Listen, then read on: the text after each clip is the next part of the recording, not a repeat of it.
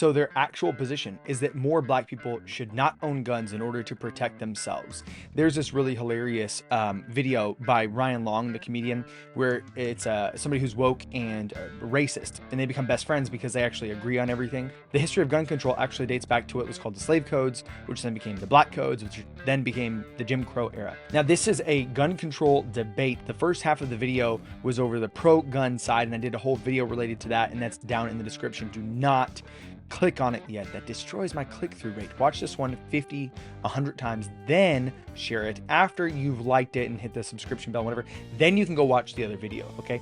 We're gonna jump into the anti-gun side of the debate for this video. There's gonna be a lot more pausing, and it's gonna be a little bit spicier because almost everything they say is incorrect. Let's jump right in. So we're now bringing in the anti-gun side of things. And joining me are the co-hosts of Democracy-ish, Danielle Moody and Tor Ray. Welcome to the show. Thank you. I wouldn't say I'm anti-gun. I'm pro-gun safety. Now, I only exist to help you respond with wisdom and virtue to the ideas of our age. And in order to respond rightly, you have got to become an expert at spotting the Mott and Bailey defense. Now, in medieval warfare, the Mott was the way you would set up your city is you'd have sort of this fortified area up here called the Mott, and it was almost impregnable. It was totally defensible. And then you'd have the Bailey, and this is where you wanted to live, but it was totally indefensible. So whenever you were under attack, if the Bailey was overrun, you would all retreat back to the Mott. Now, in argumentation, it looks like this. You say something totally obvious and uncontroversial, something that everybody fundamentally agrees with, that it does nothing to distinguish your position from those you disagree with. Then you say something so outlandish and obviously flawed that even 10 seconds of thought would totally disprove your entire position. Then, whenever you're overrun, you run back to your Mott and you say, oh, whoa, whoa, whoa, remember this uncontroversial thing I said? If you disagree with me about the Bailey, you must disagree with me about the Mott. For here, he says that I'm not anti-gun, I'm just pro-gun safety. Now, everybody is for gun safety. The idea that he means by gun safety is going to be these radical anti-gun positions, and you'll see that as the video continues. Okay, thank you for the clarification. I'm anti-gun, so there's that. Okay, you're anti-gun. I really do appreciate her honesty there. I do think everybody should be radically pro-gun, at least in the abstract. All right, guns are the only real effective equalizer between a smaller victim and a larger either individual attacker or a larger group of attackers. There's really no martial art or system of defense that you can consistently and quickly acquire that applies to essentially all people, regardless of their athleticism, regardless of their state of physical health, that would consistently provide accurate and adequate protection for the victim. And for that very reason, we should care deeply about the existence and the prevalence of guns. The other side immediately thinks that we want to confiscate all of their guns, and to start the conversation there puts us in the gun safety camp on total defensive. I don't think that citizens should not have guns at all, or at least I'm not willing to say that in public. Notice again, if you're against his positions, which he obviously just implied was to remove all guns or to confiscate all guns, it is to then be against gun safety, right? It's just a linguistic trick. But I think that the easy access to guns, the prevalence of AR-15s and machine guns, these things are not making anybody safer. Right? 3 claims there. The easy access to guns don't make people safer. Number 2, the prevalence of AR-15s don't make people safer. Number 3, the prevalence or the existence of machine guns. Let's take those in reverse order. Machine guns don't exist in society. You cannot purchase a machine gun. That's the kind where you squeeze the trigger and it just goes dat, dat, dat, dat, dat, dat, dat. It is technically in the most like sort of asterisked way technically possible if you have about 20 grand and a year or more to go through all the different alphabet soup agencies that will then approve whether or not you can actually possess one. But otherwise, they don't really exist. You certainly can't go buy them at your local gun store. The second thing he said was that the prevalence of AR-15s don't make anybody safer, with the second implication being that they actually make people less safe. Both of those are untrue. First off, they're not statistically likely to be used offensively. So if you look at all of the murders in America, this survey's 2019, and it had about 14,000. We had about 14,000 murders. About 10 of those were committed by gun, And if you look here, almost every single one of them, 90%, were committed by handgun. Now, I say 90%. That's 90% of gun murders. Now, down here is this unknown firearm type, but there's no reason to think when you have a sample size this large that this portion of the unknown firearms would be in any sense statistically disproportionate to the other. So what we see here is that out of this 50% of all murders that are committed by known guns, 90% of them are committed by handguns. Only about 5%, remember you're multiplying because you're talking about half of all murders, about 5% are committed with rifles of any kind, and that includes AR-15s, which means that AR-15s do not account for even that many. They are simply, statistically, not the weapon of choice of any group of murderers. And you may think, well, what about mass shooters? No, it's not the weapon of choice for them. 80% of mass shootings include handguns. So they're not statistics. So the implication being that they make people less safe is not true. What about, do they actually keep people safe? The answer to that is absolutely. And you only have to go try to shoot some guns in order to find out. Handguns, especially smaller handguns, are significantly more difficult to shoot. The smaller the gun, the harder it is to be accurate and consistent, especially with your second shot, your third shot, your fourth shot. And in high stress situations, people consistently shoot far more rounds than they actually think they did. So if you want people with the least amount of training with guns to be accurate, then you want them to be controlling a gun that is most likely to be accurate. I want to go to this video here by Amy Swearer, and she's going to talk about the importance of AR-15s for civilians. There are some here today who still genuinely don't understand why or how anyone would need such scary-looking rifles for purposes other than mass murder. And so I have permission from my mother to explain it to you by partially embarrassing her. My mother did not grow up with firearms, and they will never be her favorite thing in the world. In fact, she'd never handled a firearm until I took her to the range for the first time several years ago. Now, I love my mother, but like every other novice with a handgun, she was quite bad. I mean, she struggled to hit a stationary target from 6 yards out under ideal conditions. And then she picked up an AR-15. And I watched my mother put a fist-sized grouping of lead in the center mass of a target from 20 yards out.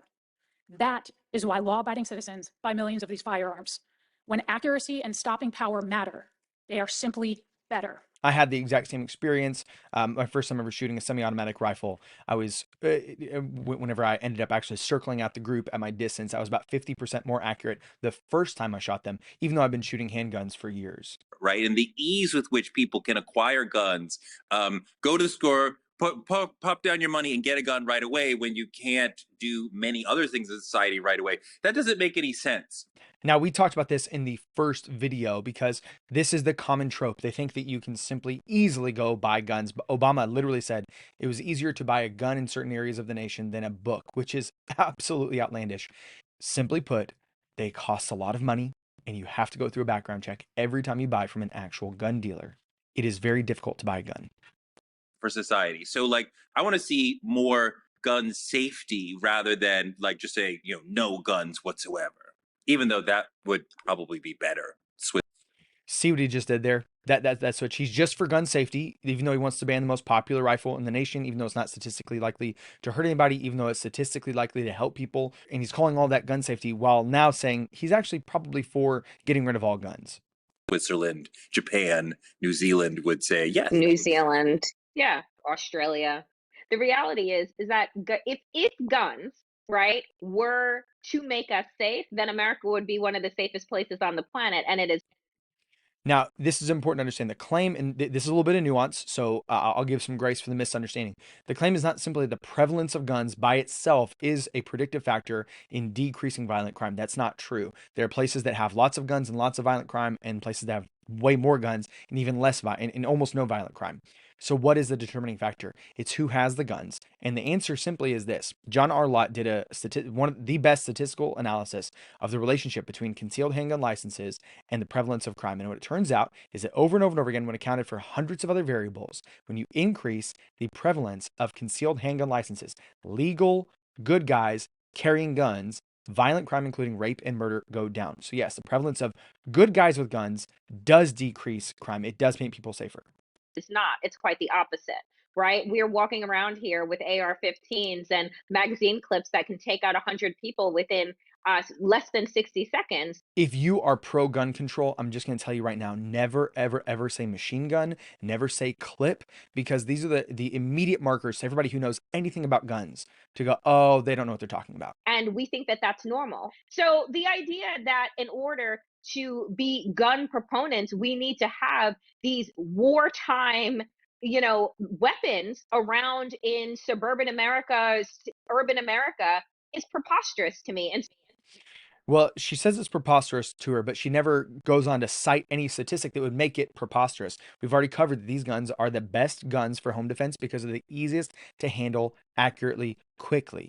And there are dozens of stories of people using them to defend themselves. I have several on this channel. There will be several more on this channel. One that came out just a few days ago was a guy defending himself against 3 different armed attackers. And because he had the strategic advantage with the AR-15, he was able to protect himself. Further, people have always had wartime weapons in their household. That's how we were able to fight off the British, and which is the entire purpose of the Second Amendment. And finally, and this is most important, they're not actually wartime weapons. Wartime weapons have the capacity to go full auto. That's the difference between an assault rifle and a semi-automatic rifle. And therefore, it's not actually one of our wartime weapons.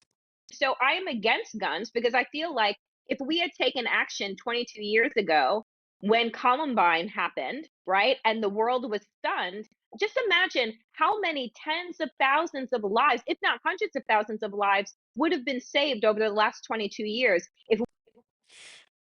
Imagine not only being wrong by 2 times or 3 times or 10 times. She's not hundreds of times wrong. She's about 1,000 times incorrect. In school shootings, there have been about 175 people killed since Columbine to the making of this video. About 175. And she just said if we had done something that she recommends, though she hasn't specified what, we would have saved hundreds of thousands of lives.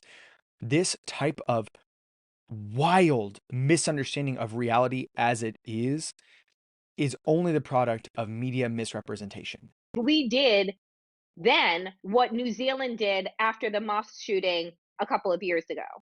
What New Zealand did was ban semi-automatic rifles. And again, that wouldn't have stopped any of these school shootings because 80% of these mass shootings are carried out by handguns. Guys, was there a specific event that made you take this stance? I mean, for me, it's been all of them. But honestly, it was Newtown and Parkland, right? When America decided that it was okay that first and second graders could be murdered in their classrooms, and we do nothing but offer thoughts and prayers. I knew then that we had lost the gun debate. And now they need to be some kind of security guard and cop. And we're saying, oh, well, what will make kids safer is allowing teachers to carry guns in schools or providing them with bulletproof backpacks. That's our response to children being mowed down in their classrooms. To me, is absolutely ridiculous. The proposal is not the idea that we hire teachers and give them guns and tell them, okay, now you're going to have to get into a firefight with bad guys. Rather, the idea is very, very simple. Guns provide a deterrent against violent crime. How do I know that? Because 96% of all mass shootings occur in gun-free zones. 96%. That's nearly 100% of them. We know that whenever concealed handguns go up in an area, violent crime goes down because they're more likely, the bad guys know it's more likely that they will be shot in the process of committing a violent crime. So we don't want to arm teachers. What we want to do is we want to allow teachers the right and the freedom to consistently carry their weapon, whether it be at work, like most people can do, or not. So they don't have to pull up to school, take off their gun, put it into a lockbox, and then go be in a gun-free zone in a soft target for 8 hours a day. Instead, eliminate the idea that schools are gun-free zones and rather allow these law-abiding citizens who are already carrying to consistently carry. In fact, let me back this up with an anecdote. The last school shooting that garnered national attention was in Nashville. The girl in the mass shooting wrote down in her manifesto that she chose that school over another location because the other location had armed security. So yes, there is a great reason for the proposals. When we say do something, we want to harden the schools. We want to make them not gun-free zones. But allowing teachers to carry is an obvious way to deter violent criminals. There are a number of people who are not necessarily going to be at an NRA conference, but at the same time, they feel as though guns are needed in their home, in their community, simply because police don't necessarily always do their job. Taking that anti gun approach, what do you feel should replace guns as a use of protection? One of the things that the criminologists see is that guns tend to be contagious. That when one gang in an area becomes armed, the other gangs in the area. Just a quick point, this weapon here that this gang member is holding would be one of those, well, it's just for hunting type rifles. It's not an assault rifle because it doesn't have a pistol grip, it doesn't have a foregrip, it doesn't have the ability to attach a bayonet, which is oddly one of the qualifications for what is an assault weapon, because so many mass shootings have occurred with a bayonet. So even if you ban the AR-15, look at this guy. I mean, it's like de facto proof that what they're saying is nonsense. The other gangs in the area feel that they need to become armed to keep up, right? And here's another gang member carrying a shotgun, which they are not talking about banning. The amount of guns needs to rise, like an arms race, like we saw with America and Russia. The gangs aren't going to give up their guns. So you're simply saying, yes, the grandmas and the responsible fathers and the school teachers, they can't have guns to defend themselves in the areas that are most affected by gang violence. If more people were able to get jobs rather than being oppressed by the war on drugs, which puts them into the system, which keeps them out of the above ground economy, which makes them say like, oh, well, I have to go into the underground economy to support myself and my family. So that, which ultimately means I need to acquire guns to participate. Most of the gun use that we're talking about is done by young men who are between 16 and 24. After that, most people are not going to be problematic gun users. This is a really important discussion, and I'm going to make a different video entirely devoted to this because this is so true. Now, it doesn't answer her question. She says, what should we use for defense other than guns? And his response essentially was that we need to have a thriving economy. This is one of the causes of gun crime is a terrible economy. We're going to talk about how to prevent gun crime through a thriving economy in that video, but we'll skip it for now. We're just asking for trouble. I mean, like, do we really need to be able to carry, we really want people to carry guns in bars? Like, does that make any sense? Or at a Starbucks where we saw pictures of white men carrying bazookas as if. That's not a bazooka, and nobody thinks you should be able to carry a gun into a bar. What happened to Philando Castile when he warned, right? Said to the officer, I have this gun. He was shot to death, and the NRA did nothing. Yeah, the fact that the NRA never really stood up for Philando Castile was a real blot. It was a real shame for the organization, and I really don't like their response. They try to say, well, but he was technically high at the time, and that is a gun charge, and well, that's true, but the officer didn't shoot him because he was high. The officer shot him because he gave him two contradictory commands. If I'm remembering the situation correctly, at one point he told him, like, don't reach for the wallet, but also reach for the wallet. And so Castillo was reaching for the wallet. The cop got scared, thought he was reaching for his gun, and shot him. The cop obviously was guilty of something, I'm not sure what, and he didn't go to jail for it, which is an absolute miscarriage of justice. Or John Crawford, who was killed in the middle of a Walmart that sells guns for holding a gun in a store that sells guns. Do I feel safer? Because I sure as hell don't. There is not a place that we can name where there is not on record someone that was killed in said place. Not a church, not a mosque, not a synagogue, nowhere. That has been true for thousands of years. People have been killed in every location, in every part of the world, for thousands of years, long before the invention of guns. So this argument simply fails to even address anything related to the topic.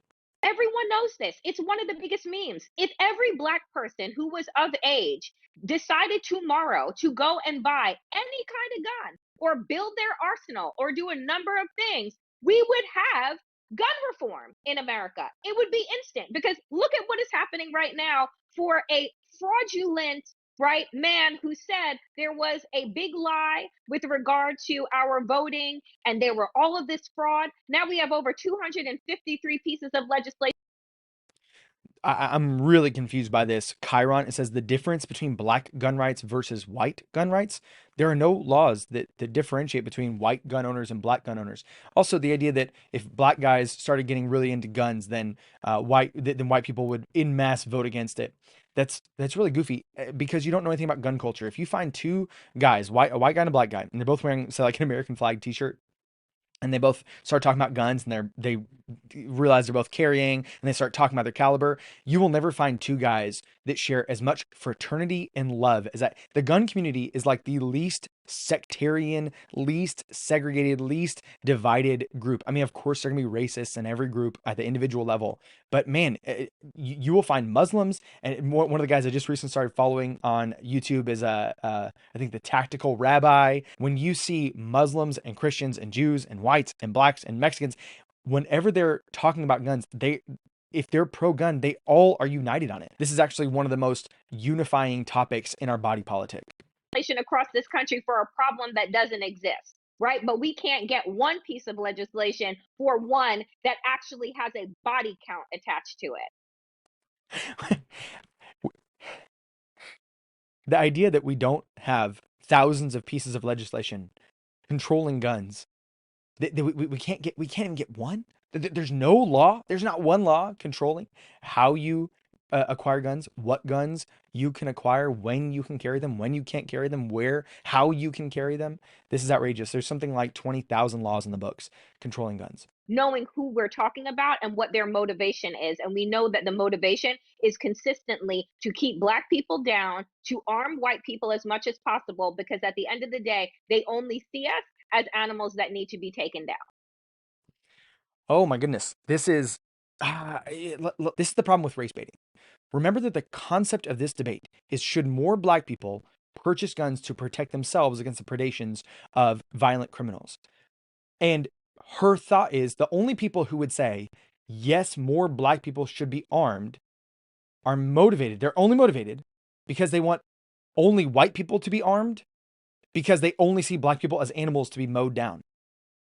The level of cognitive dissonance is honestly astonishing. But if you scare the living hell out of people constantly, telling them constantly over and over again, the only refrain is that this is a consistently and structurally racist country, and that it will denigrate you no matter what, and no matter how much progress has been made. This is the core tenet, essentially the founding idea of critical race theory, is the permanence of racism, and that the racism just becomes more and more and more covert as time goes on, that it's no longer inculcated into the letters of the law, but that now, like nepotism, it's now, that's Derek Bell's actual phrase, that it's now permeated into society at that covert level. This has a predictable outcome, and it is to cause people to be constantly terrified, no matter what the topic, to read everything through that lens. So when you say, yes, Black people should be armed, you could only possibly understand that to mean Black people shouldn't be armed, but white people should be armed so they can hunt down Black people. By the way, he's about to talk about interracial violence. Black people are wildly, wildly, wildly more likely to attack white people than white people are to attack Black people. Here are the stats. In the year 2016, when the victim was white and the attacker was Black, that happened 533 times. Where the roles were reversed and the victim was Black and the assailant was white, it was 243 times. Keep in mind, though, not only was it more than twice as likely for a white guy to be attacked by a Black guy, but you also have to factor in that there are 230 million white Americans, and there's only about 14 million Black Americans. Now, this is still statistically almost vanishing. So there was a commenter a few months ago, I think the creator of Dilbert, insinuated that whites are under attack by Black people. This is still a vanishingly rare crime. This does not happen all that often in America. And so this is not something that anybody should be deeply worried about, either whites being afraid of Blacks or Blacks being afraid of whites at the physical altercation level. But simply to say that there simply isn't the data to support the idea that those who want to arm Black people do so because they devalue Black life. As we move forward toward Black and brown and Asian people outnumbering white people in America, which will happen in the next 20 or so years, I think you're going to see a great panic and fear in a lot of white people, to where they want to be violent in striking back against this feeling of losing the country.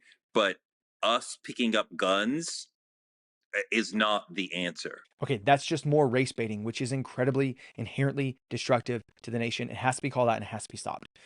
That said, let's say he's correct. Let's say that in 20 to 30 years, instead of it being 70% of all interracial violence was black on white, let's say it flips, and 70% of all interracial violence is now white on black. Wouldn't it be great if those black people, those black victims, were armed and able to defend themselves? In fact, not just able to defend themselves. This is, again, the thing people don't seem to fully grasp about guns, is that their very presence creates a deterrent effect.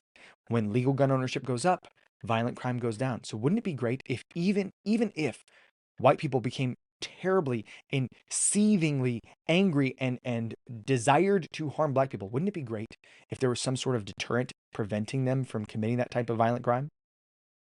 That's the case for black gun ownership. Yes, in fact, we do need more good black people to buy guns and defend themselves and their community against the predations of violent criminals. That's it for today. My name is Ryan Martin, and this is Unsafe Media. If you're the kind of person who has not joined my Patreon yet, you're probably also the kind of person who thinks that an AR-15 shoots rounds that are significantly more damaging than a hunting round. Go Google that. Then join my Patreon. Then like, share, subscribe, all the other things. And until next time, I'm reminding you to trust in God and keep your powder dry.